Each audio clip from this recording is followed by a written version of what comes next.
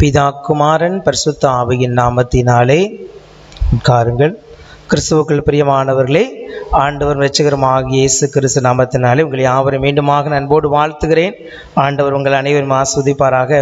இந்த அருமையான புதிய ஆண்டிற்குள்ளே பிரவேசிப்பதற்கு ஆயத்தமாக நாம் யாவரும் இந்த இடத்திலே கடைசி மணித்துளிலே ஆண்டுடைய சமூகத்தில் நாம் கூடி வந்திருக்கிறோம். நிறைய நேரத்தில் பார்த்தீங்கன்னா நிறைய காரியங்களை நம்ம செய்வோம். ஆண்டவர் நமக்கு செய்திருக்கிறார், ஆண்டவர் நமக்கு செய்த நன்மைகள் நினைத்து நன்றி செலுத்துவதற்கு நமக்கு நேரமே இருந்திருக்காது.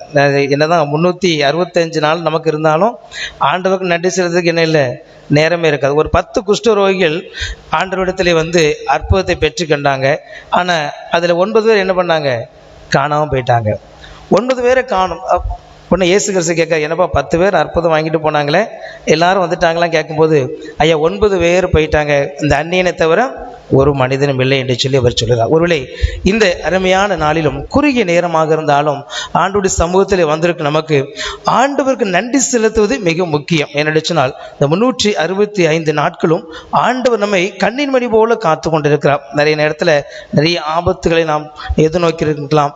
ஆனாலும் கூட ஆண்டவர் அப்படிப்பட்ட நேரத்திலும் நம்மை விலக்கி நம்மை காத்து இந்த இடத்துல ஜீவன் சுகம் பலன் யாவையும் கொடுத்து நம்ம இடத்திற்க என்று சொல்லி நன்றி செலுத்த வேண்டும். ஆகவே தேவ சமூகத்தில் நன்றி செலுத்துவது மிகவும் முக்கியமானது.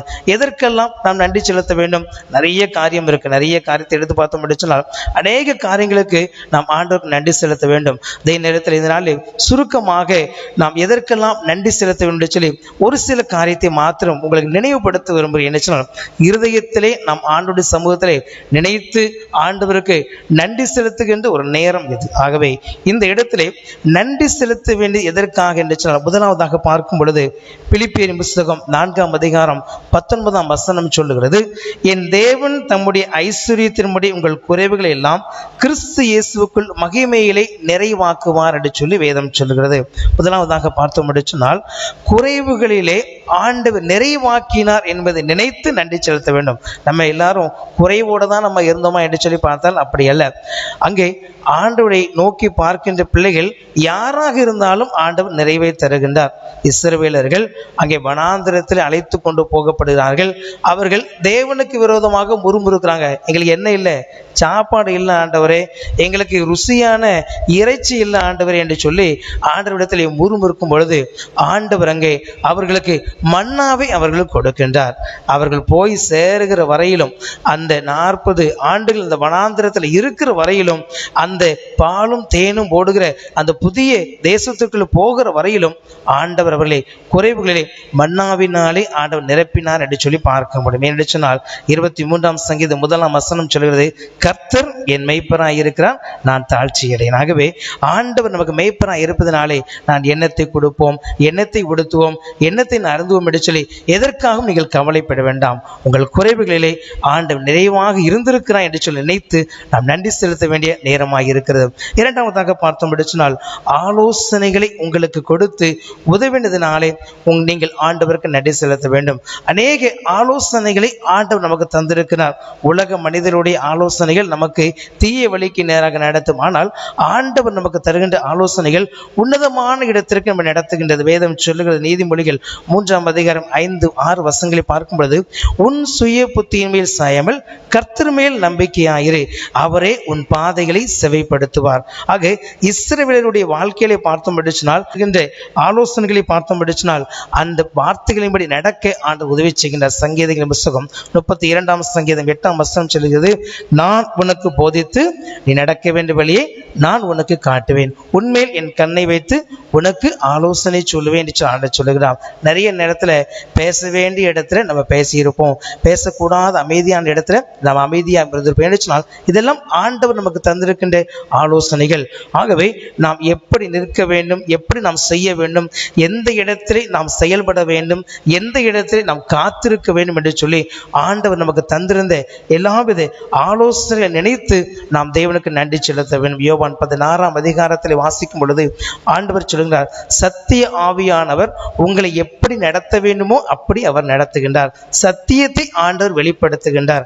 ஆகவே நீங்கள் உங்களுக்கு ஆலோசனை கொடுத்த ஆண்டவர் நினைத்து நன்றி செலுத்த வேண்டும். இது ஆண்டவர் தந்த ஆலோசனை நிமித்தமாக அவர் வழிநடத்தியிருக்கிறார் என்று நினைத்து நன்றி செலுத்த வேண்டும். நிறைவாக பார்த்தோம் படிச்சினால் வாக்குத்தத்தத்தை நிறைவேற்றினதினாலே நீங்கள் நன்றி செலுத்த வேண்டும். வேதம் சொல்லுகிறது 2 கொரிந்தியர் 1:20 எங்கள் தேவனுக்கு மகிமை உண்டாகும்படி தேவனுடைய வாக்குத்தத்தம் எல்லாம் இயேசு கிறிஸ்துவுக்குள் ஆம் என்றும் அவருக்குள் ஆமேன் என்றும் இருக்கிறது. ஆண்டவர் நம்மளுக்கு இந்த 2024ஆம் ஆண்டிலே கொடுத்த வாக்குத்தத்தத்தை நிறைவேற்றி இருக்கிறார். ஆகவே அது ஆம் என்றும் ஆமேன் என்றும் என்னுடைய வாழ்க்கையில் நடந்திருக்கிறது. ஆகவே ஆண்டவருக்கு நான் நன்றி செலுத்துகின்றேன். ஆபிரகாமுடைய வாழ்க்கையிலே பார்த்தோம் படிச்சினால் ஆண்டவர் சொல்லுகின்றார், உனக்கு குழந்தையை கொடுப்பேன், வானத்து நட்சத்திரத்தை போல கடற்கரை மணலை போல உன்னை ஆசிர்வதிப்பேன் என்று சொல்லி ஆண்டவர் சொல்லுகின்றார். அந்த வார்த்தை 21ஆம் அதிகாரம் ஆதியாகமம் 21ஆம் அதிகாரத்தை வாசிக்கும் பொழுது சாராளங்கை சொல்லுகின்றார், நான் அழுது கொண்டிருந்த என்னை நகைக்க பண்ணினார். நான் அழுது கொண்டிருந்த என்னுடைய வாழ்க்கையை ஆண்டவர் என்னை சிரிக்க பண்ணியிருக்கிறார். ஆண்டவர் சொன்ன வார்த்தையை நிறைவேற்றி ஈசாக்கிய வாழ்க்கையிலே கொடுத்தார் என்று சொல்லி சந்தோஷமாக இருந்ததை நான் பார்க்க முடியும். நம்முடைய வாழ்க்கையிலும் ஆண்டவர் இந்த ஒரு ஆண்டு காலமும் சொன்ன வாக்குத்தத்தத்தை நிறைவேற்றி இருக்கிறார் என்று சொல்லி நினைத்து நாம் தேவனுக்கு நன்றி செலுத்துகின்ற ஒரு தருணமாக இருக்க வேண்டும். எபிரேயரின் புத்தகம் 10:23 வாசிக்கிறோம், அல்லாமலும் நம்முடைய நம்பிக்கையை அறிக்கையிடுவதில் அசைவில்லாமல் உறுதியாக இருக்க கடவும் வாக்குத்தத்தம் பண்ணினவர் உண்மையுள்ளவராக இருக்கிறார் என்று சொல்லியிருக்காங்க. ஆகவே நாம் எப்பொழுதும் கர்த்தருக்கு நாம் இடைவிடாமல் ஜெபிக்க வேண்டும், கர்த்தருக்கு சோஸ்திரம் செலுத்த வேண்டும். இதுதான் தேவனுடைய சித்தமாக இருக்கு என்று சொல்லி வேதம் சொல்லுகிறது. ஆகவே இந்த அருமையான நாளிலும் தெய்வ சமூகத்தில் வந்திருக்க நாம் தேவனுக்கு நன்றி செலுத்துவோம். இந்த நன்றி பலிகளை ஆண்டவர் வாழ்க்கையிலே நமக்கு நிறைவாய் தருவாய் இருக்க நாம் யாவர் முழங்கால் படியிட்டு தெய்வ சமூகத்திலே நன்றி பலிகளோடு தெய்வ சமூகத்தில் நாம் ஆராய்ந்து நம்மை நாமே தெய்வ சமூகத்தில் அர்ப்பணிப்போம். புதிய ஆண்டுகளை பிரவேசிக்கின்ற நமக்கு ஆண்டவர் புதிய நன்மைகளையும் புதிய ஆசையை தருவான் என்று சொல்லி தெய்வ சமூகத்தில் காத்திருப்போம். ஆண்டவர் நிறைவான மகிழ்ச்சி ஆண்டவர் தருகிறவராக வருகின்ற புத்தாண்டிலே நான் எதிர்பார்த்த காரியங்கள் எல்லாவற்றையும் ஆண்டவர் தந்திருக்கிறார் என்று சொல்லி விசுவாசத்தோடு தெய்வ சமூகத்தில் காத்திருப்போம். ஆண்டவர் நம்முடைய ஜெபங்களையும் நம்மையும் அவர் ஏற்றுக்கொண்டு அங்கீகரிக்கிறதாக இருக்கிறார். தெய்வ சமூகத்தில் நாம் அர்ப்பணித்து ஜெபிப்போம்.